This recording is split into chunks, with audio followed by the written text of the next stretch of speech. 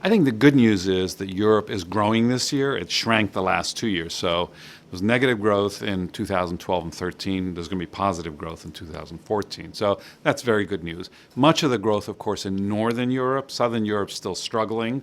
Probably the biggest risk and the biggest worry right now is that Europe seems to be drifting into dangerous waters in terms of deflation. The inflation rate has fallen almost steadily and is now only 0.5%.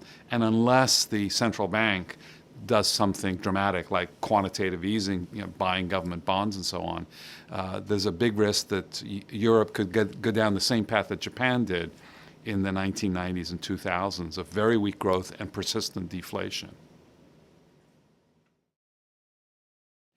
Going into this crisis, Russia's economy was very fragile.